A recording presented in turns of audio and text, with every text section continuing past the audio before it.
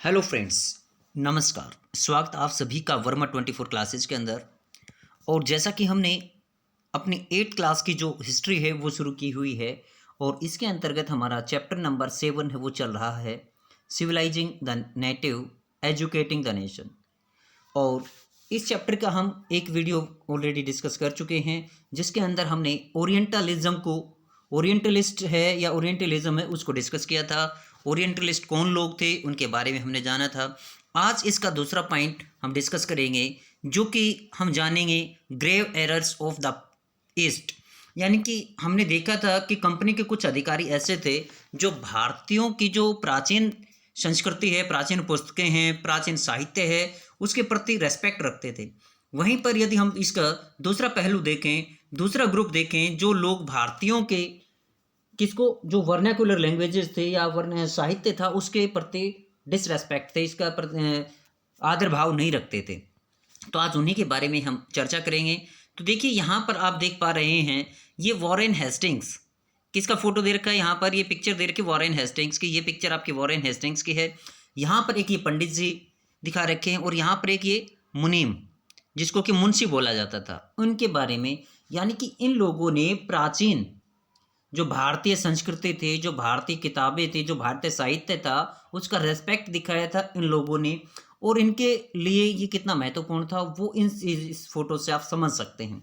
इसलिए इन्होंने क्या किया था, यहाँ पर आप देख पा रहे होंगे कि ये मुंशी एक तरफ दिखाई दे रहा है, वन साइड में पंडित है, और Hastings and other orientalist.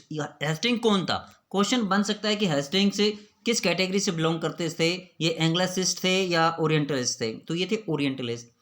Needed Indian scholars to teach them, इनको भारतीय लोगों की, इन पंडितों की, या हम ये कहें कि इन मुंशीज की क्यों आवश्यकता पड़ी, ये क्योंकि इनसे सीखते थे भारतीय भाषाओं को। ये वर्नाकुलर का मतलब होता है स्थानीय जो लैंग्वेज होती हैं उनको सीखते थे, ताकि इनके रीति रिवाजों को, इनके यहाँ कैसे कानून चलते थे उनको समझने में इनको, इन लोगों को क्या मिल सके, मदद मिल सके। इनके जो प्राचीन साहित्य रहे हैं, एंशियंट टेक्स्ट रहे हैं, किताबें रही हैं, उनको ये समझ सके और बाद में उनको इंटरप्रेट कर सकें, अपने हिसाब से उनका व्याख्यान दे सकें। और ताकि इसी उद्देश्य के लिए जो हमने कल देखा था 1781 के अंदर मदरसा खुलवाया था इन्होंने कलकत्ता के अंदर, ये वारेन हेस्टिंग्स ने ही खुलवाया था वहाँ पर। और जोनाथन डंकन ने जो बनारस के अंदर क्या खुलवाया था, हिंदू संस्कृत कॉलेज। कौन सा जो संस्कृत कॉलेज खुलवाया था उसके बारे में हमने कल जाना था। तो अब आगे देखते हैं, देखिए क्या ये क्या चाहते थे। अब यहाँ पर देखिए यही बताया जा रहा है कि not all officials share their these views, मतलब सभी जो कंपनी के अधिकारी थे उनके विचार ओरिएंटलिस्ट से मिलते जुलते नहीं थे। यानी सभी प्राच्यवादी विचारधारा के लोग नहीं थे। प्राच्यवादी ओरिएंटलिस्ट कौन व्यक्ति है, वो व्यक्ति जो भारतीय प्राचीन पुस्तकों के ज्ञान के बारे में अपनी रुचि रखता है, उनको पढ़ना चाहता है, उसके जो ज्ञान है उस व्यक्ति को क्या बोला जाता है, ओरिएंटलिस्ट बोला जाता है। अच्छा, जो दूसरी किस्म के लोग थे, जो दूसरी कैटेगरी थे, वो कौन थे, एंग्लिसिस्ट। क्या नाम दिया गया इनको, एंग्लिसिस्ट। एंग्लिसिस्ट बोला गया इनको।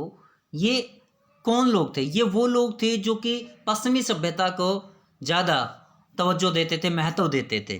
तो उन्हीं ने ही ये जो आपका टर्म है ये कॉइन किया था, ये टर्म का निजात किया था इन लोगों ने, एंग्लिसिस्ट लोगों ने। तो इसके बारे में देखिए क्या है, from the early 19th century many British officials begin to criticise the orientalist vision of learning. यानी कि जो लोग भारत के प्राच्यवादी ग्रंथों के जो प्राचीन ग्रंथ थे उनके बारे में जो अपना ज्ञान इकट्ठा करना चाहते थे या भारतीय लोगों को प्राचीन सभ्यता के बारे में बताना चाहते थे, उनकी उन्होंने कड़ी आलोचना की। They said that knowledge of the east was full of errors and unscientific thoughts. इन्होंने क्या कहा कि जो भारतीय के जो प्राचीन इतिहास है, जो प्राचीन किताबें हैं, वो क्या है, उनमें बहुत सी गलतियां हैं, फुल ऑफ एरर्स हैं, अनसाइंटिफिक हैं ये, यानी इनके अंदर किसी प्रकार की साइंटिफिक सोच नहीं है। Eastern literature was non serious, और ये भारतीय जो साहित्य था या हम ये कहेंगे जो पूर्वी जो साहित्य है ये नॉन सीरियस है, इसमें हंसी मजाक, चुटकुले वगैरह इस प्रकार की बातें, जो लाइट हार्टेड चीज़ें हैं, जो मतलब ऊपरी सतह की जो बातें हैं वो यहाँ पर हैं। So they argued that it was wrong to the part of the British to spend so much effort in encouraging the study of Arabic and Sanskrit language and literature।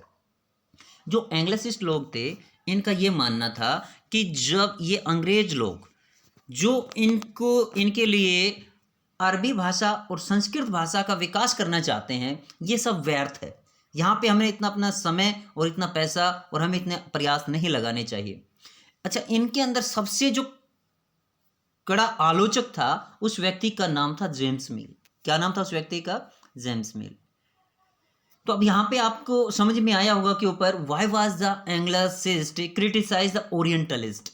इन्होंने क्यों किया था, इनका आलोचना क्यों की थी? क्योंकि इन्होंने कुछ विचार दिए क्या कि जो ईस्टर्न बुक्स हैं वो फुल ऑफ एरर्स है, पहला पॉइंट। अनसाइंटिफिक थॉट है इसके अंदर, तीसरा पॉइंट। ईस्टर्न लिटरेचर है वो नॉन सीरियस है, और ये ईस्टर्न जो लिटरेचर है ये लाइट हार्टेड है। इसलिए इन लोगों को क्या नहीं करना चाहिए, इसके ऊपर ज़्यादा खर्च नहीं करना चाहिए। तो अब यहाँ पे हम जेम्स मिल के बारे में जान लेते हैं कि who was James mill. James मिल कौन था? James mill was one of those who attack the orientalist. ये उन्हीं में से था, यानी ये जो प्राचीन संस्कृति थी उसका पक्षधर था। ओरिएंटलिस्ट का क्या था? ये घोर विरोधी था, ओपोज करता था the British effort he declare. उसने कहा कि भारत जो अंग्रेज लोग हैं इनका क्या प्रयास होना चाहिए, should not be to teach what the natives. मतलब ये लोग इनकी आलोचना क्यों करते थे? Why they criticise the orientalist. तो यहाँ से आपके पॉइंट बनने शुरू हो जाएंगे। जेम्स मिल इनका सबसे बड़ा आलोचक था। इन्होंने क्या कहा? ब्रिटिशर्स शुड नॉट, जो इंडियन है उनको टोट नहीं करना चाहिए what the natives wanted. Britishers को वो टोट नहीं करना चाहिए जो नेटिव कौन? जो भारत के लोग हैं। भाई जिस देश में आप जाएंगे वहाँ के जो रहने वाले वो क्या कहलाएंगे? वो आपके नेटिव लोग कहलाएंगे। तो नेटिव को जो वो चाहते हैं वो नहीं पढ़ाना चाहिए, और व्हाट दे रेस्पेक्ट, या जो जिसका सम्मान करते हैं वो नहीं करवाना चाहिए। In order to please them and win a place in their heart. भाई उनके दिलों को जीतने के लिए जैसा वो चाहते हैं हमें वो नहीं करना चाहिए। बल्कि यहाँ पर एक पॉइंट आप नोट करेंगे, बहुत ही इंपॉर्टेंट बात ये बोलेंगे यहाँ पर। इनका मुख्य उद्देश्य क्या? The aim of education ought to be teach what was useful and practical. ये बात जो है ये सबसे महत्वपूर्ण बोली गई जेम्स मिल के द्वारा, या हम ये कहें कि एंग्लिसिस्ट लोगों के द्वारा सबसे महत्वपूर्ण बात बोली गई कि लोगों को वो पढ़ाना चाहिए जो उनके लिए उपयोगी है, और उस समय जो प्रैक्टिकल है, जो स्वाभाविक रूप से या क्रियात्मक रूप में जब प्रैक्टिकल लाइफ के अंदर जो अपना जीवन चल रहा है उसमें जो उपयोगी है उन चीज़ों को सिखाना चाहिए। So Indian should be made familiar with the scientific and technical advance that the west had made. इसलिए भारतीयों को क्या सिखाना चाहिए? भारतीयों को विज्ञान से परिचित करवाने चाहिए। उनको जो तकनीकी एडवांस किया है, तकनीकी विकास हुआ है पश्चिम देशों के अंदर, उससे अवगत कराना चाहिए, rather than with the poetry and sacred literature of the orient. इसके बजाय कि उनको आप जो प्राचीन कविताएं हैं, जो इनका पवित्र साहित्य है उसके बारे में, अतीत के बारे में मत बताइए इन लोगों को। क्योंकि अतीत क्या है? अतीत मिथ्याओं से भरा पड़ा है। क्योंकि अतीत में क्या मिलेगा आपको? अतीत के अंदर उन लोगों के बातें मिलेंगी जो राजा लोगों के दरबार में रहते थे, और वो दरबारी लोग क्या करते थे? अपने परिवार का पालन पोषण करने के लिए राजा की झूठी प्रशंसा किया करते थे। जैसे कि आप चंद्रबरदाई के बारे में देख सकते हैं। चंद्रबरदाई, हम सभी इतिहास की बुक बताते हैं, किताबें बताते हैं कि मोहम्मद गोरी जो है, जो त्राइन का सेकंड युद्ध हुआ था उसमें मारा गया था। लेकिन मोहम्मद गोरी उसके गलत साबित करने की क्या कोशिश करते हैं कि पृथ्वीराज चौहान को मोहम्मद गोरी पकड़ करके ले गया था। और मोहम्मद गोरी के बारे में बताया जाता है कि जब वो उसको पकड़ करके लेकर गया था पृथ्वीराज चौहान को, तो पृथ्वीराज चौहान शब्द भेदी बाण चलाने में क्या थे? निपुण थे। और जब पृथ्वीराज चौहान के जो दरबारी कवि थे, कौन? चंद्रबरदाई, वो बताते हैं कि मैंने उस समय बताया था कि जो राजा है, जो मोहम्मद गोरी है, वो इतने अष्टअंगुल इस प्रकार का एक व्याख्यान देता है कि यहाँ पर बैठा है, और क्योंकि उसकी आंखें निकाल दी गई थी पृथ्वीराज चौहान की, तो उस समय उनको अंधा किया गया था। तो वहां पर उसको क्या किया गया? वो शब्द भेदी बाण से उसको मारता है और कहता है फिर मैंने किसको मार दिया? मैंने पृथ्वीराज चौहान को मार दिया, और फिर मैंने अपने आप को मार दिया। तो ये क्या है? ये एक झूठी कहानी है इसके अंदर। वहीं पर यदि हम बात करें इसके अंदर चलो अपने पॉइंट पे आते हैं। यहाँ पर देखिए, बाय द 1830s 1830 की कहानी क्या है कि attack on orientalist become sharper, यानी जो ओरिएंटलिस्ट थे, जो प्राच्यवादी विचारधारा के लोग थे, इनका अटैक, इनके ऊपर जो है आलोचना इनकी और ज़्यादा होने लग गई। One of the most outspoken and the influential of such critics of the time was Thomas Babington Macaulay. यहाँ पे देखिए नाम आपको बेबी नजर आ रहा है, लेकिन इसने जो कार्य किए वो बड़े जिजांटिक थे, बड़े दैत्य आकार के कार्य थे, जो जिनको कि हम इतिहास में मैकॉले के नाम से जाने जाते हैं। इनका एक मैकॉले माइन्यूट आता है, जिसको कि 1835 1835 का मैकॉले माइन्यूट बोला जाता है, जो आप डिस्कस करेंगे अभी हम आगे। तो नाम बेबी जैसा है बट काम इसके दैत्यों जैसे हैं। तो यहाँ पर देखिए इन्होंने, ये सबसे बड़ा आलोचक रहा उस समय का, किनका, इन ओरिएंटलिस्ट का। ही सा इंडियन एज अनसिविलाइज, उसने भारतीयों को क्या बताया, अनसिविलाइज। कमाल है, भारत के लोगों ने, जिन्होंने दुनिया को चलना सिखाया, जहां पर आप चिकित्सा के क्षेत्र में देखें तो सुश्रुत जैसे महान व्यक्ति हुए हैं। यदि आप मेडिसिन के क्षेत्र में देखें तो आप वृत्त संहिता के रचयिता हैं, उनके बारे में आप जान सकते हैं। उसी प्रकार से चाणक्य महोदय यहाँ पर हुए हैं। और खगोल शास्त्र में देखें तो आप आर्यभट्ट जैसे, वराहमिहिर जैसे यहाँ पर लोग हुए हैं, जिन्होंने चंद्र ग्रहण जैसे सूर्य की स्थिति के बारे में कई हजार वर्ष पहले, कोपरनिकस से पहले इनकी स्थिति को स्पष्ट कर दिया था। उनको ये अनसिविलाइज्ड बोल रहे हैं। इन्होंने कहा कि इनको सिविलाइज करने की आवश्यकता है। अब सिविलाइज भैया कैसे करेंगे ये लोग, क्योंकि ये भारतीयों के माइंड को वाश करना चाहते हैं, ये भारतीयों को ऐसा बनाना चाहते हैं ताकि वो उनके काम आ सकें, और वो तब आएंगे जब उनका टेस्ट ये परिवर्तित करेंगे। No branch of eastern knowledge, यहाँ पे देखिए क्रिटिसाइज कितना भयंकर करता है यहाँ पर। No branch of eastern knowledge according to him could be compared to what England had produce. कहता है कि इंग्लैंड के अंदर इतना ज़्यादा ज्ञान भरा पड़ा है कि भारत के जो पूर्वी देश हैं, जो अरब देश हैं, इनके ज्ञान का तो कोई तुलना नहीं हो सकती वहाँ से। हु कुड डिनाई, उन्होंने ये भी मना किया, डिक्लेयर्ड मैकॉले, खुद उन्होंने ये डिक्लेयर किया था। देखिए क्या डिक्लेयर किया था, यहाँ पर आप आगे देख पाएंगे। उन्होंने ये खुद डिक्लेयर किया, a single shelf of a good European library was worth the whole native literature of Indian and Arabia, कि अरब देशों का या भारत का जो टोटल साहित्य है, उस टोटल साहित्य के बराबर जो इंग्लैंड की एक लाइब्रेरी है या यूरोपीय देशों की एक जो लाइब्रेरी है, उसके एक खाने के अंदर, एक बॉक्स के अंदर इतना ज़्यादा ज्ञान भरा मिल जाएगा, पूरे इसके इलाके के बराबर। इतनी कटी आलोचना की थी।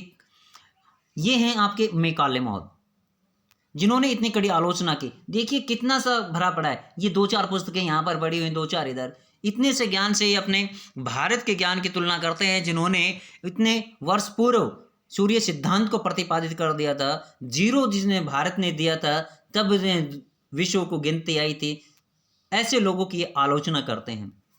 आगे देखिए, he urged that the British government in India stop wasting public money in promoting oriental language, oriental learning, for it was of no practical use. इन्होंने ये कड़ी आलोचना करते हुए बताया था कि अंग्रेज सरकार को या ब्रिटिश गवर्नमेंट को, क्योंकि कंपनी गवर्नमेंट चल रही थी उस समय, तो इनको जो प्राच्य शिक्षा है भारत की, उसके ऊपर पैसा खर्च नहीं करना चाहिए, क्योंकि अब इसका कोई इस्तेमाल नहीं है।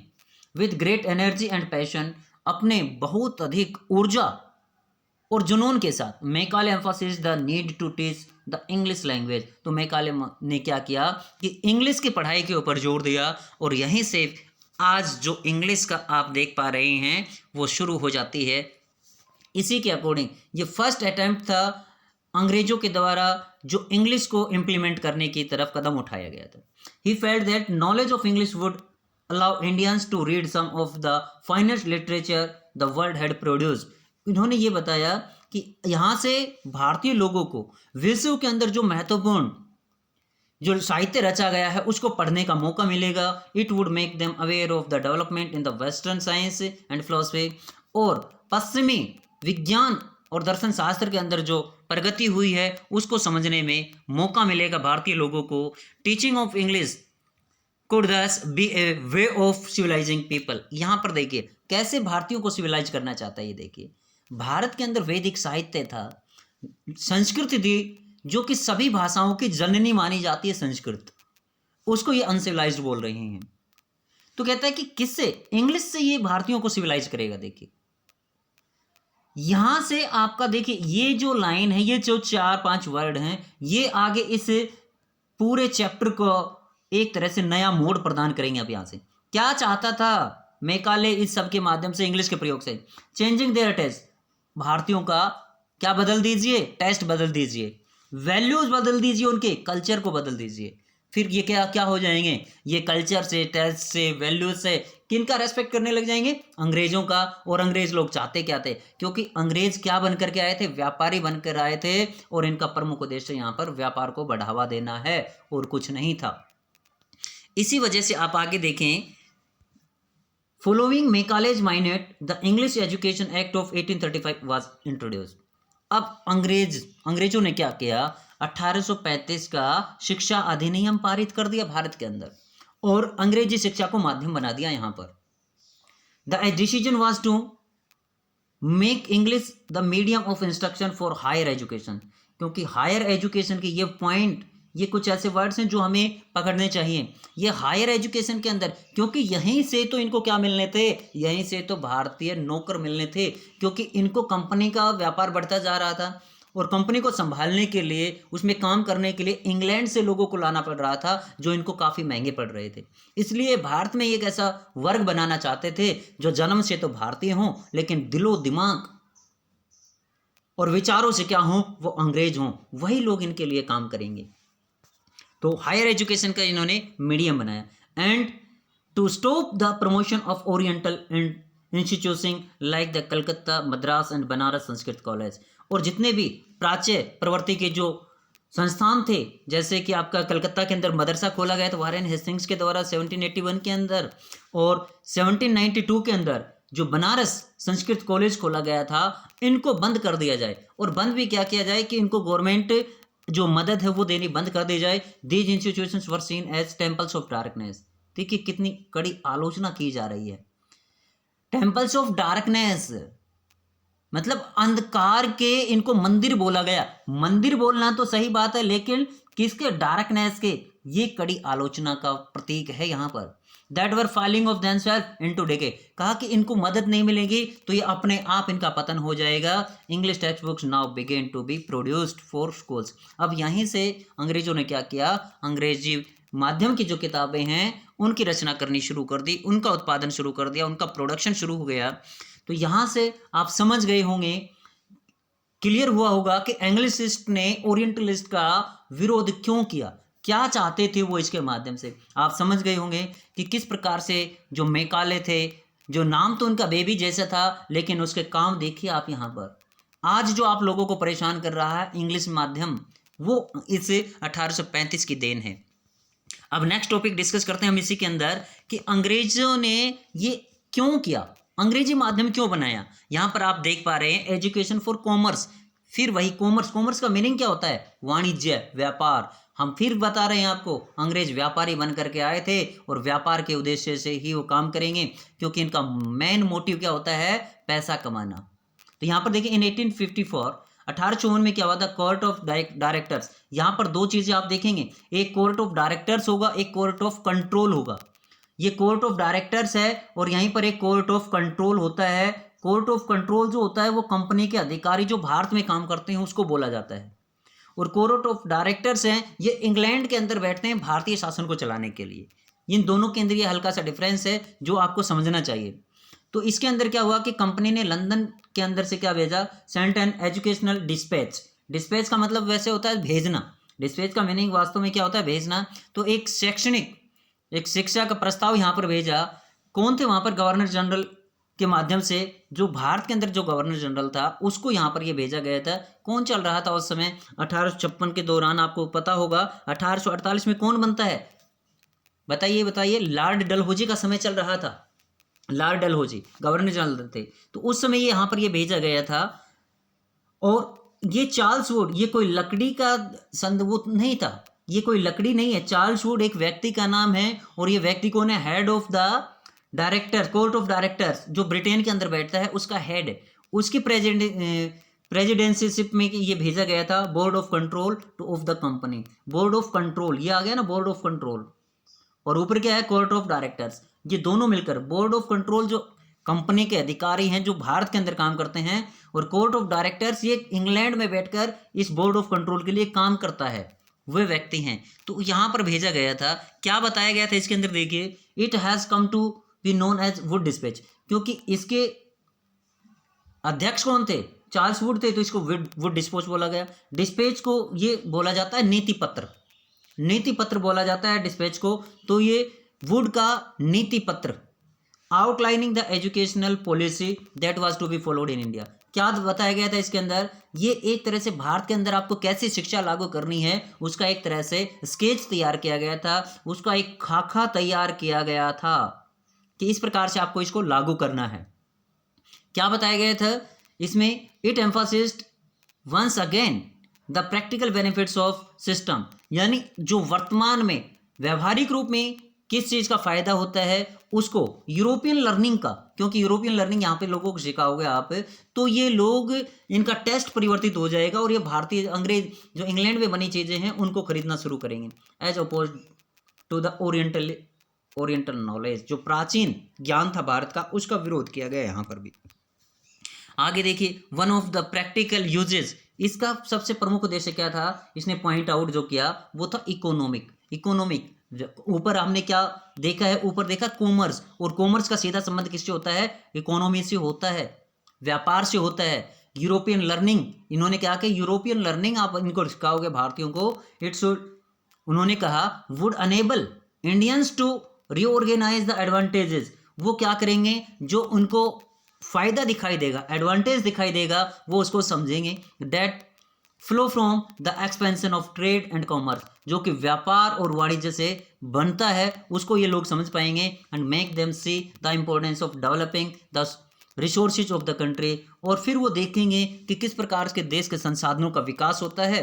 और एक बार अगर जो इस लाइन पे इंडियंस को आपने डाल दिया, introducing them to European way of life, और फिर way European way of life यानी लिविंग स्टैंडर्ड जो है वो यूरोपियन का उनका हो जाएगा, वुड चेंज देयर टेस्ट, इससे उनका जो टेस्ट है, उनकी जो रुचियां हैं, उनके जो इंटरेस्ट हैं वो परिवर्तित हो जाएंगे, उनकी इच्छाएं परिवर्तित हो जाएंगे, एंड दस create a demand for British goods. ये आ गई वही बात, और इस प्रकार से जो इंग्लैंड का बना हुआ सामान है वो ये लोग क्या समझने लग जाएंगे, उसको परचेज करने लग जाएंगे। और अंग्रेज क्या चाहते थे, अंग्रेज इंग्लैंड में बना माल भारत में बेचना चाहते थे, और धीरे धीरे वो इसमें अपनी चाल में कामयाब हो रहे हैं। आगे देखिए, for Indians would begin to appreciate, भारतीय लोग क्या करेंगे, इस सामान का अप्रिशिएट करेंगे, प्रशंसा करेंगे, एंड बाय थिंग्स, और इन चीज़ों को खरीदेंगे जो कि इंग्लैंड के अंदर बनी हुई हैं, इंग्लैंड में जो चीज़ें बनी हैं उनको ये लोग परचेज करेंगे। अब यहाँ से देखिए, ये मैकाले का माइनोट है, लैंग्वेज ऑफ द वाइज, मतलब बुद्धिमान लोगों की भाषा क्या है। क्या बताया मैकाले महोदय ने कि जो मैकाले जो था, लॉर्ड मैकाले, इसने क्या कहा कि इंग्लिश जो है वो वाइज मैन लोगों की, जो वाइज हैं उन लोगों की भाषा है। Emphasising the need to teach English, Macaulay declare, English को माध्यम बनाने के लिए मैकाले ने क्या घोषणा की, all parties seem to be agreed on one point, कि सभी ऐसा प्रतीत होता है कि एक बात पर सहमत हो गए हैं, that the dialects commonly spoken among the natives, जो कि यहाँ के स्थानीय लोग हैं, जो उनमें बोलियाँ बोली जाती हैं ऑफ इंडिया, भारत के लोगों के अंदर, contain neither literary nor scientific information. तो उस बात से तो ये सभी लोग सहमत हो गए हैं कि इसके अंदर न तो कोई साहित्यिक रचना हो सकती हैं और न इसके अंदर कोई वैज्ञानिक सूचनाएं पा सकते हैं। और इन सब के अलावा पुअर एंड र्यूड, ये क्या है, ये दयनीय स्थिति में हैं और अभद्र सी लगती हैं, कुरूप सी लगती हैं, until they are enriched from some other quarter, जब तक इनको किसी दूसरी भाषा में पिरो नहीं दिया जाए, यानी कि इनका जब तक कोई व्याख्यान नहीं दे दिया जाता है तब तक इनका अपने आप में कोई महत्व नहीं है। It will not be easy to translate any valuable work into them, यानी इनके अंदर तब तक कोई महत्वपूर्ण बात नहीं पिरोई जाती है, तब तक इसका कोई महत्व नहीं है, तब तक ये ट्रांसलेटेबल नहीं है, इनके एक तरह से देखा जाए दूसरी भाषाओं में इनको ट्रांस करने लायक नहीं है। ये था आपका थॉमस बेबिंगटन मैकाले का माइन्यूट, जो कि 2 फरवरी 1835 को आया था इंडियन एजुकेशन के बारे में। तो यहाँ से ये सबसे महत्वपूर्ण पॉइंट बनता है कि कब आया था, 2 फरवरी 1835 को ये आया था। तो आज आप लोगों ने इस वीडियो के माध्यम से जाना कि एंग्लिसिस्ट जो लोग थे उन्होंने एंग्लिसिस्ट को या ओरिएंटलिस्ट को किस प्रकार से क्रिटिसाइज़ किया और भारतीयों के बारे में एक नई धारणा कैसे डेवलप की, उसके बारे में जाना। नेक्स्ट वीडियो के अंदर हम डिस्कस करेंगे इसके अगले पॉइंट को। तब तक के लिए आप स्टे कनेक्टेड और फील सेफ, और जो भी साथी नए हैं चैनल पर वो चैनल को सब्सक्राइब करें ताकि ये महत्वपूर्ण वीडियोस हैं वो आपको समय पर मिल जाएं, इनका नोटिफिकेशन आपको समय पर मिल जाए। तब तक के लिए enjoy your life, have a nice day.